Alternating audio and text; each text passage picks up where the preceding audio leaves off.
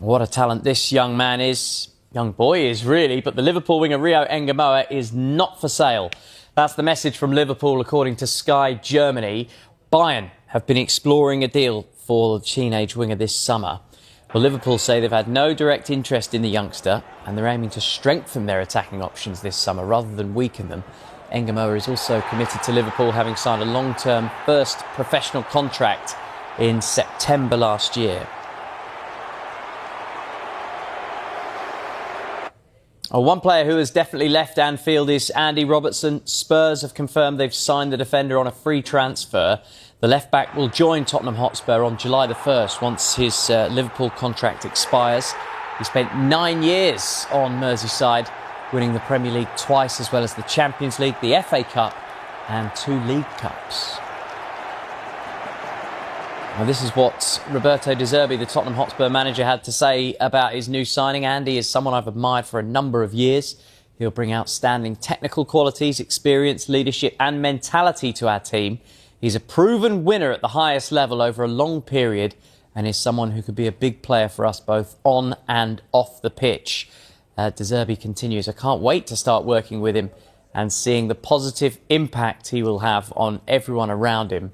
And Robertson also had a message for the Tottenham Hotspur fan base. Hi Tottenham fans, it's me, Andy Robertson here. As you can see, I'm not in Glasgow, I'm in America just now preparing for the World Cup. But I just wanted to send you a quick message to say I cannot wait to play for you guys, I cannot wait to meet you guys, I cannot wait to play in the stadium for the first time in front of you, and I'm already looking forward to next season. All the best and I'll see you soon. Hayden Hackney was the star of the Championship last year, but Everton have been firmly knocked back by Middlesbrough after an initial approach for their playmaker. The Premier League club are thought to be far away from Borough's valuation, and there are no further talks ongoing at this stage. Everton are one of a number of clubs interested in signing Hayden Hackney, and that group includes Tottenham, Nottingham Forest and Crystal Palace.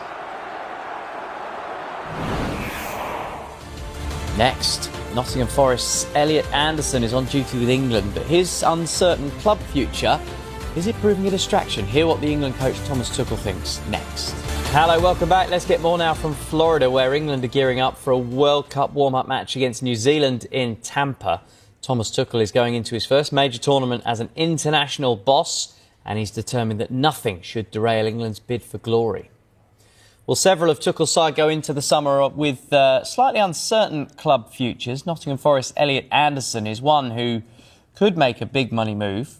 Tuchel is confident that his approach will help his players avoid distraction. Common sense, I would say. Common sense. I would not like it on a -1 and on a match day. I think that's the policy, and everything else, if it's like quietly done and privately done and done efficiently, then we are always happy to help to have clarity around the player, because I think the best what we can have is clarity. So if anyone has the chance to complete a change of club and a transfer, we will not stand in the way, but it has to align, of course, with our schedule and with our goals, which is to be focused and prepared for matches. Until now, no player approached me, but I think our doc is ready to take any medical if needed.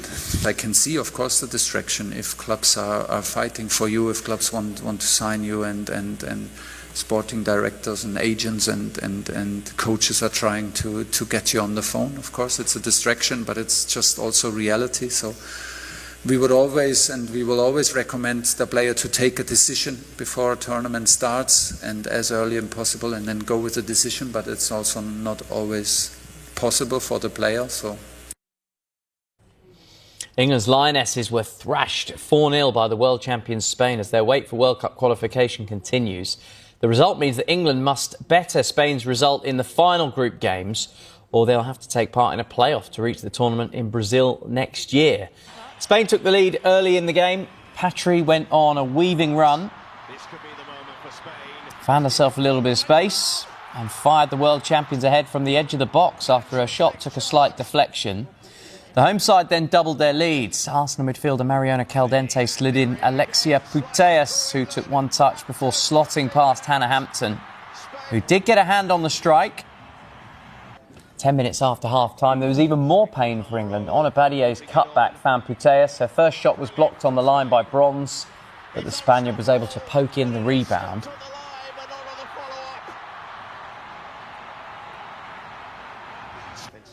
Then, just 1 minute into her injury return, Aitana Bonmati found Claudia Pina with a delightful ball. She turned inside Bronze and beat Hampton with ease. So a win for Spain on Tuesday would send them to the World Cup. 2 minutes, an assist and 4-0. Serena, we can get into the tactics and the breakdown, but how much does tonight hurt? Yeah, of course that hurts. I'd hoped a total different game. That should have been. I expected a very tight game, of course, very competitive game. But I think there was a difference tonight. So that's, of course, really disappointing, and that hurts. Where does the blame lie? What went wrong? Well, I actually think we start pretty good. But soon in the game, of course, they got their first goal and there was a deflection, but we lost it in the moment that you don't want to lose it, and then we run into it, and then deflection, that was unlucky, but after that we didn't get momentum anymore. I think we were really struggling to keep the ball and find the passes further away or in behind, and I think they played really well and we didn't play so well. But also out of possession, we were really struggling to stay compact, especially on our own half. They did something different when we wanted to press a bit higher too. And yeah, at moments the connections weren't so good, and they found the space straight away. So I thought they played really well too, and they exploited that straight away. Think about when England have been at their best. They've been resilient, mentally strong. Was that lacking tonight? Well, I just think if I bring it back to how we played, we just didn't play good enough, and we couldn't step up anymore. Even they became dangerous, but we couldn't get to another gear and keep the ball and go forward and create chances. One bet had one later on in the game, but we hardly got into the 18-yard box. So we were just really struggling, and even then out of possession, they could get out of the press straight away. And hope Spain drop points against Iceland to recover their position at the top. Yeah, the better team won. There's not much we can say. We were lacking quality today. We were a little bit late in all areas. We missed timings. We were late to the ball. Their quality was stronger than ours today. I know a defeat doesn't define this team, but tell me how the team's feeling right now. Yeah, absolutely. We're disappointed, but obviously we beat Spain at home. They beat us at home. There's still a lot to play for within this group. Obviously we're level on points, and our full focus is on Tuesday.